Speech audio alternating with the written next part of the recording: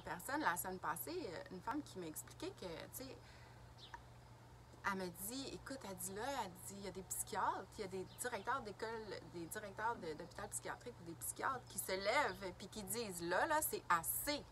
On est en train de créer un préjudice aux enfants. On est en train c'est trop, là. Ça suffit. On peut-tu laisser les enfants jouer? On peut-tu laisser les enfants avoir des câlins? J'ai dit à mon gars cette semaine, tu sais, si tu te sens mal ou quoi que ce soit, dis à ton éducatrice, baisse ton masque, fais-moi un beau sourire, ça va me faire du bien à mon cœur. Parce que là, il y a un problème. Il y a un sérieux problème. Je veux dire, c'est inhumain de ne pas voir de gens sourire. C'est inhumain d'être distancé des gens. C'est inhumain que tu es quelque part, puis tu arrives proche de quelqu'un, puis que la personne se tasse. C'est horrible. On est des êtres qu'on a besoin de contact avec les gens. On a besoin, c'est important. En ce moment, on nous coupe des gens, on nous met des masques, on nous coupe des gens et on réduit notre santé. Puis en plus, ils veulent nous imposer un vaccin. Tu sais, là, septembre, comme je disais, il va falloir que les enfants puissent être des enfants.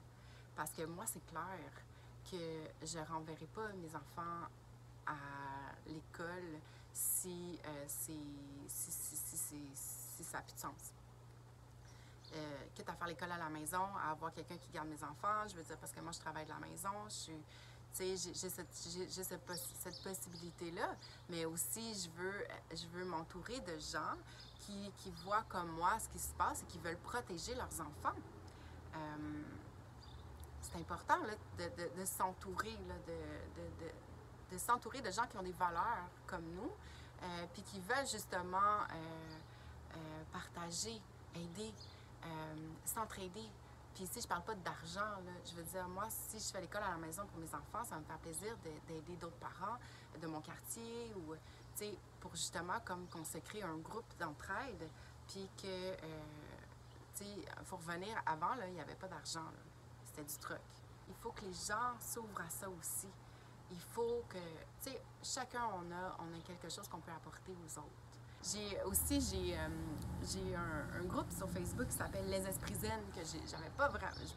J'avais créé là, quelques années, je crois, que j'avais pas beaucoup été active dessus. Mais je pense que là, c'est le temps de regarder les groupes sur Facebook, peut-être pas le mien, mais il y en a plusieurs là, qui justement veulent la liberté, veulent s'entraider.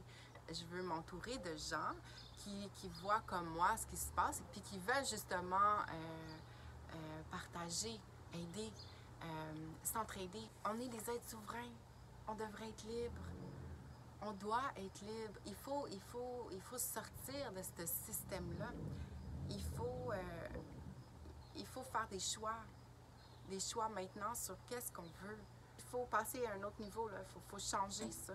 Je vous invite à aller voir ma page Facebook où justement je partage des vidéos et tout ça. Puis je veux dire, souvent, ceux qu'on dit les théoriciens du complot, en fait, les théoriciens, c'est ceux qui cherchent la vérité.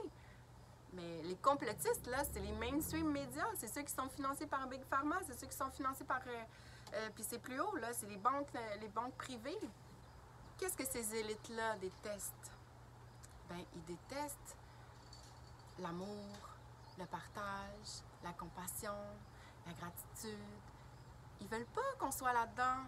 Pourquoi? Parce qu'ils se nourrissent des énergies négatives, comme les entités, ils se nourrissent de ça, ils se nourrissent de la peur. Tu sais, souvent, c'est ça, puis souvent les gens sont guidés par la peur pour accepter n'importe quoi. Il faut revenir à notre cœur, il faut revenir à ça, puis il faut donner. Puis, si j'ai des gens autour de moi qui sont à bout, n'hésitez pas à communiquer avec moi. Ça va me faire plaisir de vous rencontrer. Je pense que c'était ça mon petit message aujourd'hui.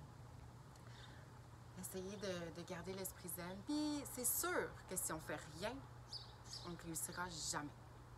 Puis tous ceux qui ont réussi, ils ont un plein d'embûches.